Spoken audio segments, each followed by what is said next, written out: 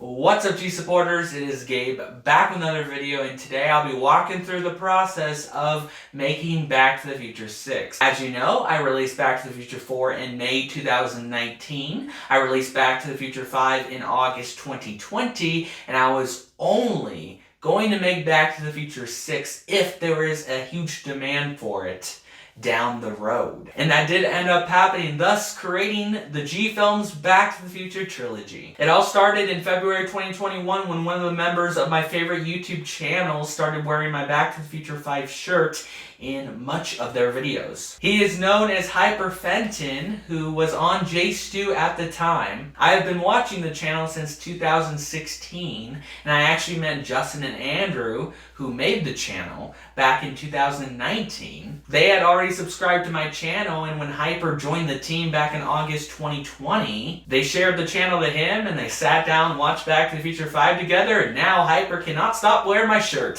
For me, that was enough of a push to start thinking about Back to the Future 6. On March 7th, 2021, I went to social media and asked people if they wanted to see Back to the Future 6. 40 said yes over 7 people who said no. So that inspired me to follow through, but I didn't want to announce it just yet. On March 15th, I texted Hyperfenton, and it took a lot of courage for me to do this, but I asked him if he and Justin and Andrew could be in Back to the Future 6. After seeing the support from him, I thought it was worth a shot. The next morning, I wake up, I see that I have a message from Hyper, I open it, and he says that he doesn't know what will be feasible, but he will pass the encouragement on to Justin and Andrew. I didn't want to get my hopes up, but I started to think that this could actually happen. It gets even more surreal on March 21st, when a new episode of their podcast dropped. This whole episode surrounded their favorite YouTubers, and Hyper actually brought me up and started talking about how I've been recreating the Back to the Future movies. He told everybody to check out my YouTube channel. He even admitted on the podcast that he bought my merch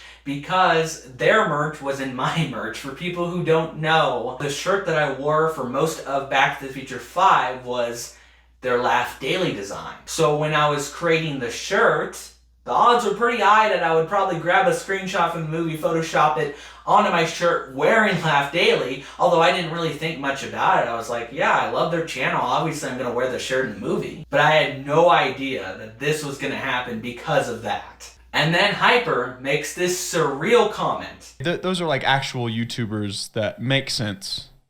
Would probably be, obviously Gabe and then PewDiePie. Seth, if you're watching, why would you put me on par with PewDiePie? What? PewDiePie is like up here and I'm like down here. What you doing? I knew I just had to figure out a way for them to be in Back to the Future 6. On April 12th, I created a Google Doc sheet. I started writing out the plot of the movie. And after I finalized the storyline, I shared on YouTube and all over my social media on April 25th that I would release Back to the Future 6 the following winter. The next day, I was just too excited and I shared the plot. May 2nd rolls around and J-Stu releases another podcast, which is completely unrelated to me. We've been keeping all this music information kind of on the DL because... And the DMs. Yeah. And the DM. Although Hyper was wearing the shirt in that podcast and said this. Only messaging certain fans. If you guys don't know, I was that certain fan who was annoying, by the way.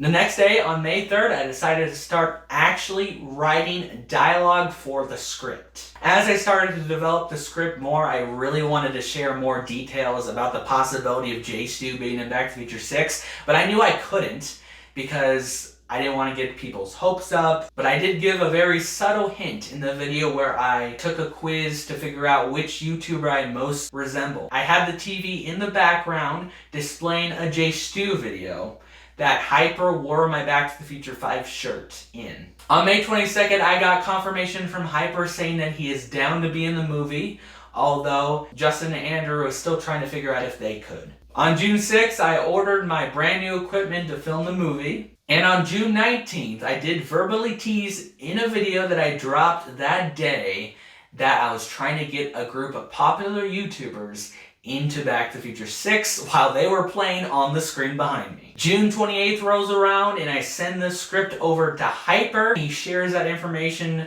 with Justin and Andrew to try to figure out how we can make this work. On July 12th, Hyper messages me and confirms that Justin and Andrew are down to be in the movie, but made it clear that we tried to wrap in an hour to respect Justin and Andrew's time crunch that they had.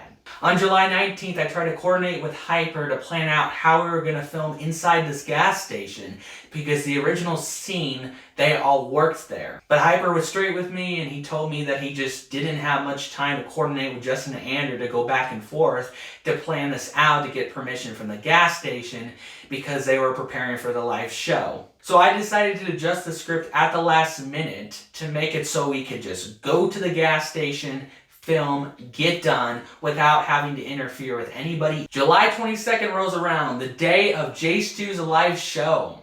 My mom and I leave early in the morning to fly into Colorado that day so we can arrive at the venue on time. We picked up my dad from the airport the following night as he flew in, since he was in a scene with Andrew and myself, and also we needed him to help us film this if we were going to get it done in an hour. Then July 23rd comes around. I wake up that morning with this message from Hyper. What's going on, movie star? Hey, so we're still good for today at 3. Yeah, let's just meet at that, is it a Kanoko? Yeah, I think it is. Yes, that's the one on Black Forest Road. So we'll meet there, at 3. We're going to be at the venue before then, just cleaning up a little bit. But other than that, we will be great for 3. I sent the guys a script today. We may be a little rusty because we've been working on live show mostly. But I will do my best to nail those lines, my guy. So thanks again for having us, and it'll be fun. We wanted to get to the gas station at about 2:15 p.m. so we could get there about 45 minutes earlier to set everything up and scout out exactly where we were going to film. But we ended up running late, and we only got there 10 minutes before J Stu did. It ended up being fine, of course, but we did get a late start, meaning we actually filmed 2 hours with them instead of 1, but they were great sports about it. One of the technical issues we had were the microphones. Remind you, this is day 1 of filming any scene for Back to the Future 6, and we didn't make the proper preparations in order to fully test these microphones. Although we got them working, the audio wasn't that great. After we wrapped filming, I ended up watching it, and the microphone was way too hot. It was turned up to the very max. Although we did watch scenes after we filmed them in the moment with J Stu to make sure it worked properly. It was also so loud around us that we just did not notice how loud the audio really was. So that was really only the major complaint I had about filming this movie, but this was a lifetime opportunity and I'm so blessed that I got the opportunity to do this. My dad flew back home over the weekend so he could get back to work the following week, and my mom and I stayed throughout that week in Colorado. And we didn't have time to finish every single cutscene as we were rushing with J Stu. So we went back to that gas station to film some transition scenes in between the shots that we filmed with the guys. After that busy week came to an end, it's not over, that weekend was just as busy. After flying back to Oregon, we had to travel across state to go to the town that I lived in when I was filming Back to the Future 4 and 5, since the movie still took place over there, so we had to still film some shots. We got Ernest Mayer, which was the main villain in Back to the Future 5, to return for Back to the Future 6. So he filmed with us that day as we picked up the end of Back to the Future 5 and then into the intro scene of Back to the Future 6. But before we knew it, the sun was setting fairly quickly. Luckily, we got all of Ernest's scenes done, as he was on a time crunch. But my dad and I did not have time to film the part where we were inside the house while the villain was stealing the time pack until we came outside and discovered that it was missing. But luckily we were able to come back the next day and do that. But that was also the day we had to travel back across state to get back to work on Monday. So we had to sacrifice a scene where my dad and I hunt for the time pack and come up with what we're gonna do next. But luckily that didn't impact the movie too much, as it just cuts right to the next scene where it explains it from a different point of view. Then we set to plan the Turner Days Festival scene for August 22nd.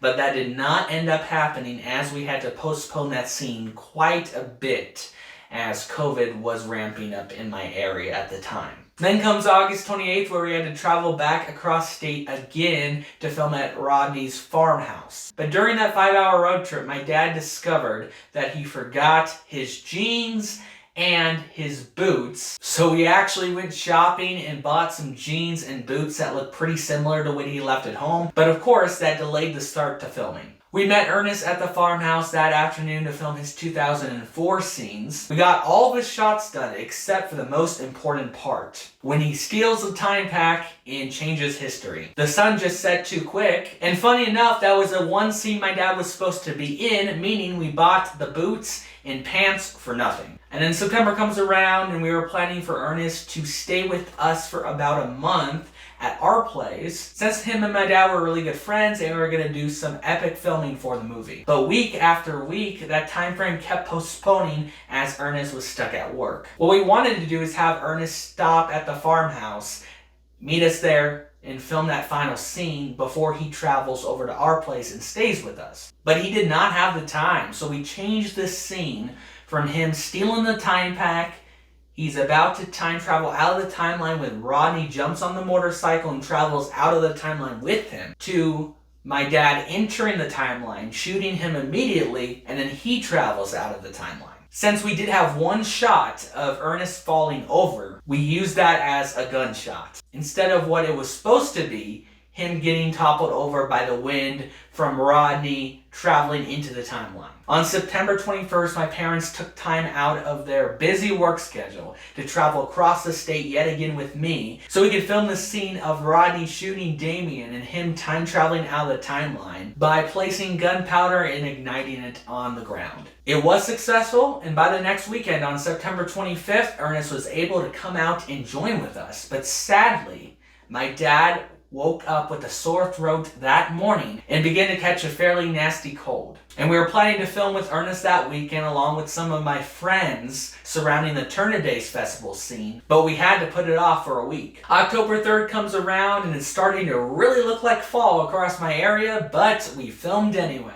That day we were able to film with my friends Abby and Zen, and that scene took place when you saw the interaction between them and my mom in the movie for the first time, and then interacting with myself and my dad in the movie for the first time. And then Tim, one of my other friends who helped me produce High School Musical at our local opera house, joined us later that afternoon. We all hiked up my property and filmed the chase scene between my dad and Ernest, with us intervening in the middle. And in the middle of filming, Abby mentioned to me that I forgot to have us film the aftermath after the hostage between my mom and Ernest. But I knew we had to finish the chase scene with Ernest since he had limited time, so we decided to coordinate that other scene a different time. On October 7th, it was the first edition of the first fight scene with my dad and Ernest, although it didn't turn out that well since they hadn't had time to practice, but luckily by the next day they nailed it. October 9th was a busy day. I had to film in between Ernest's work schedule, but we got it done. We started the day filming where Ernest pulled over my mom and took her captive. Once we wrapped that scene up, we went to the Chevron in our local town, which we pretended was the inside portion of what we filmed during the outside portion in Colorado. But this specific scene had to be filmed outside, as this is where Ernest got hit in the head with the Yoo-hoo container by Hyper. But we had to film it really close up to the window, so you didn't notice it wasn't the same place where we were filming at in Colorado. Right after we wrapped with that, we went to our local quarry, and that's a road that we filmed at to replicate what I ran out of in Colorado after jumping over that fence. And we got home just in time where the sun angle was in the precise spot to film the scene where Ernest chases me on his bike and follows me during the aftermath of everything that happened at the hostage site. Then that evening we coordinated with the owner of that Chevron so we could film inside with one of my friends and actually co-worker at EO Live, Bennett, who played the cashier. Sadly, Ernest did have to stay at our place to catch up on his work, so that's why we had to film his shots at different times, but it still worked out. The next day on October 10th, we did start out the day filming in our shop, which we pretended to be the bunker, where Ernest was holding my mom captive. But we had to quickly wrap that up so we could get ready to film with Terry,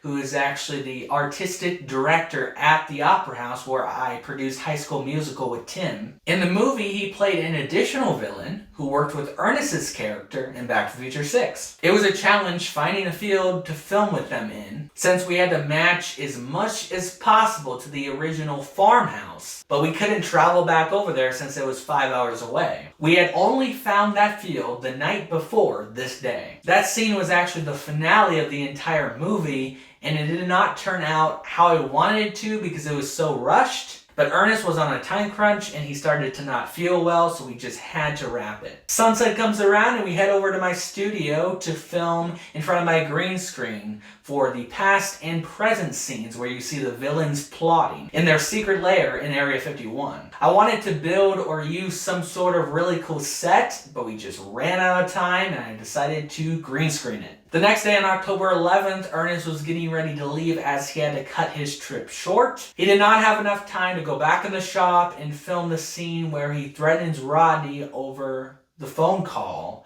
while Jane is tortured in the background. So we had him dub it over so I could just put that right into the scene and the camera would be focused at Rodney the entire time. The bad news was we still had one more scene to get done and we couldn't do it. Where Ernest chases me out of the quarry, catches up, steals the time pack, and accidentally time travels. So we had to come up with an alternative scene that didn't involve Ernest being there. Nearly a month goes by, we haven't made much progress, but on November 7th, we did do a few transition scenes where Rodney arrives at the farmhouse, runs up to the bunker, and I rode down the hill with the time pack, get on the dirt bike so I can make it out of there alive. Although on November 10th, we did refilm the car driving out the driveway, but this time it was actually my mom driving, not my dad, because when my dad did it originally, the wind was way too gusty that the audio just did not sound good. So the only time when the weather was right was when my dad was still at work, my mom was just coming home, she was 10 minutes out, and I was like, we need to film this. So I text her really quickly, haul up the driveway really quickly, and let me film it. I had just taken a shower, so I had to quickly get dressed and get ready to get out there, and I made it out there with a minute to spare. And we filmed it successfully in one take. Finally, on November 13th, we were able to film the Turn Days Festival. We got together some of my parents' co-workers and some of my friends from the Opera House and made it work. Zen and Abby were also able to take time out of their day at the Opera House to film with us for about an hour as we finished up that scene during the aftermath of my mom's hostage. And we even got my boss at Yale Live, Brent, to come down last minute, bring his filming equipment to make it look like that he was the cameraman during the news segment for the Turner Days Festival. The next day on November 14th, we attempted to film the scene where my dad receives the call from Ernest during the hostage, but it was just too cloudy. We needed more sunshine to match the previous scenes. But it was cloudy enough for the finale of the movie. When we filmed with Ernest and Terry previously, we didn't have time to film the aftermath before it fades into the credits. Although, just our luck, it gets dark way too fast and we don't have a good product. If we would have just set our eyes on doing that originally than trying to do the sunnier scene, we could have got it done that day. Right before sunset on November 15th, we were able to wrap the finale scene and it looked 10 times better as my dad thought it would be a great idea to burn holes in his shirt and my shorts to make it look like we were in the vicinity of the explosion. We even rubbed soot all over us to make the effect more realistic. On November 21st, we filmed the aftermath of Andrew dropping us off at the Turn Days Festival after that had wrapped. We had to come up with a funny excuse to explain why you didn't see Andrew in that shot. In reality, it's because obviously it wasn't gonna fly from Colorado to Oregon for one 15-second scene. The next day on November 22nd, we were able to film with our local sheriff, Cody, who chased down Ernest's character, but in that scene was played by my dad, as Ernest had not been available for a long time at this point. But luckily, we still had the same clothing because those were the clothes that we brought with us back in July when we filmed with Ernest's other self. Since we got Cody involved, we obviously altered the scene, so instead of Ernest fighting with me to get the time pack. He had already got the time pack in the previous scene, and the police had been called because of Justin, who is playing the off-duty police officer when we filmed in Colorado. So it just worked perfectly, especially since Cody was playing himself. So we didn't need to get any additional props. On November 27th, we attempted to film the aftermath of that scene where my dad played Ernest's character after he arrived into the new timeline, but it had just gotten way too dark since my mom and I had just spent the whole day picking up my grandma and taking her over to our place to spend the holidays with us. But by the next day, on November 28th, we were prepared. We did it successfully. Although my Kindle tablet did die in the process, and that's what we used for the time circuits in the time pack, meaning we couldn't show Ernest's character that he was in a different timeline. So we had to communicate that to him a different way. So my dad came up with a brand new idea on the spot where Ernest just pulls out his phone and the phone updates within the new timeline you're in. And my dad even changed his wallpaper to Ernest during that scene to add more to the movie. On November 30th, we did refilm a scene with Terry after analyzing that scene we filmed originally. Terry's audio was not picked up very well as a bunch of our mics were broken during the original scene, so we could only give the mic to 2 out of the 4 people in the scene. Finally comes December 2nd, the final day of filming for Back to the Future 6. We filmed this scene where my parents and I were on vacation, but then my mom gets called in to work at the Turn Days Festival, and that's where it eventually leads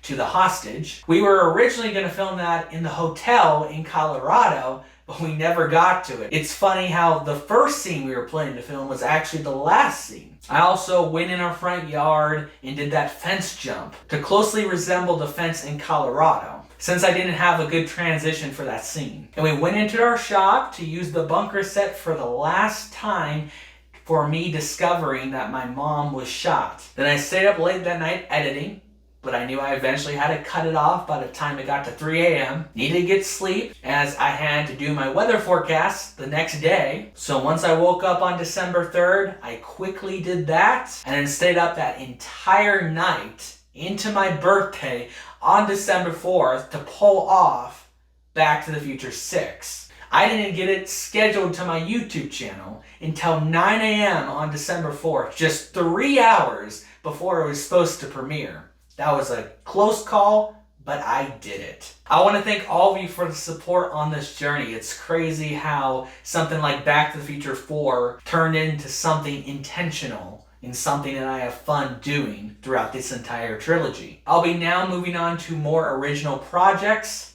hoping to release a spiritual action thriller later this year. And I'll see all of you next Friday at 6 p.m. Pacific for a brand new video. Drop a like, hit that subscribe button, and see you guys in the next one. Peace out.